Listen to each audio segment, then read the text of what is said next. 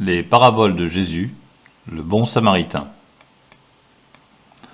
L'autre jour, j'ai dû passer par Sichard, et figurez-vous qu'un samaritain m'a adressé la parole. Il a osé. Ce n'est pas possible. Ne savait-il pas que nous les méprisons? C'était sûrement un fou qui n'était encore jamais sorti de chez lui. Sans doute que oui, car le comble a été quand il m'a affirmé que c'est sur le mont Garizim qu'il faut adorer Dieu et non à Jérusalem. Rendez-vous compte. En tout cas, ce n'est pas moi qui risque d'être abordé par un de ces égarés. Je ne passe jamais par la Samarie. Venez voir, Jésus de Nazareth est arrivé au village. Voilà autre chose. Ce petit malin va apprendre au peuple qui est Dieu. Il pense être mieux informé sur ce sujet que nous qui sommes enseignants de la loi. Allons le remettre à sa place. Maître, maître. Oui. Que dois-je faire pour recevoir la vie avec Dieu pour toujours? Qu'est-il écrit dans la loi? Comment la comprends-tu? Tu dois aimer le Seigneur ton Dieu de tout ton cœur, par toute ta vie, de toute ta force et de toute ton intelligence. Et tu dois aimer ton prochain comme toi-même. Tu as bien répondu. Fais cela, et tu vivras. Oui, mais qui est mon prochain? Un homme descend de Jérusalem à Jéricho. Il est à nous! Des voleurs! Ah! Laissez-moi! Arrêtez! Pitié! Ah! Je vais mourir ici. Un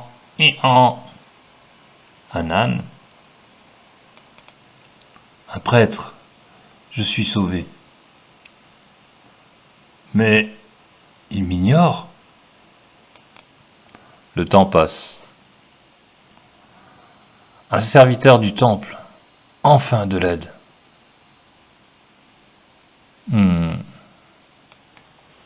Mais un samaritain arrive près de l'homme. Oh là, Nanette, arrête-toi là. Cet homme est plus mort que vif. N'ayez pas peur, je vais vous aider. D'abord de l'huile, du vin, des bandages.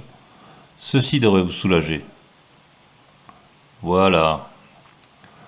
Je vais maintenant vous emmener jusqu'à une auberge où vous pourrez reprendre des forces. Nous y voilà. Le jour suivant.